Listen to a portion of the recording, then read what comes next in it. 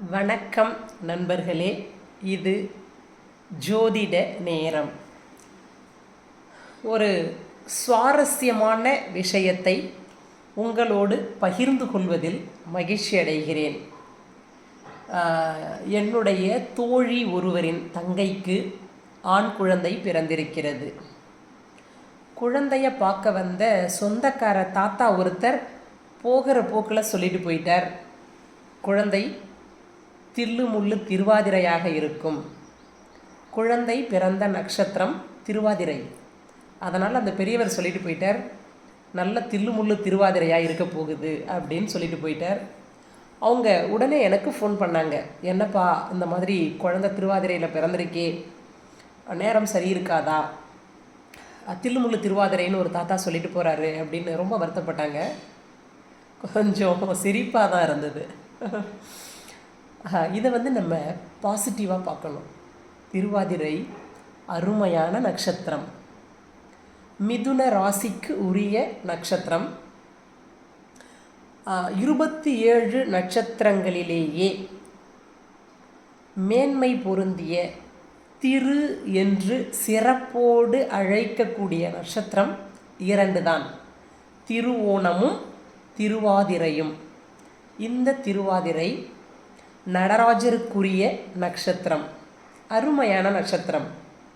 இந்த திருவாதிரைக்காரர்கள் அருமையாக பேசுவார்கள், நல்ல வாய் சாதுரியம் இருக்கும், நல்ல நேக்காக பேசுவாங்க.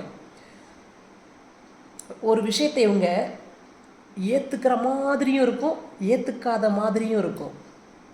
கழுவுற மீனில் நழுவுற மீன்னு சொல்லுவோம் இல்லையா, இந்த திருவாதிரைக்காரர்கள் அப்படி இருப்பாங்க. நல்ல வாய்ஜாலம், வாயாலே வடை சுடுறது.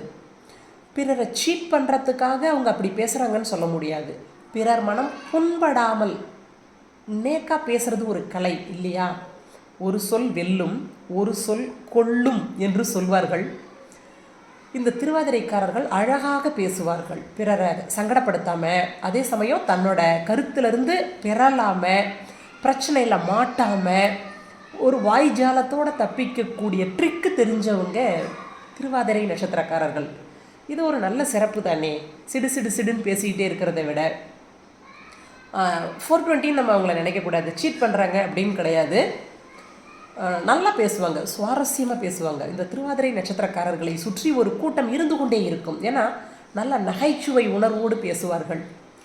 அவர்கள் இருக்கக்கூடிய இடத்துல ஒரு பாசிட்டிவிட்டி இருக்கும், எதையுமே பாசிட்டிவாக பார்ப்பாங்க.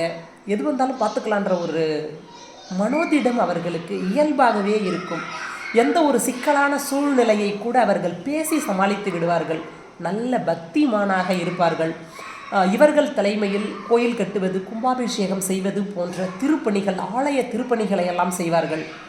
புகழ்பெற்ற ஜோதிடர்களாக இருப்பார்கள், புகழ்பெற்ற வழக்கறிஞர்களாக இருப்பார்கள், புகழ்பெற்ற நகைச்சுவை நடிகர்களாக இருப்பார்கள்.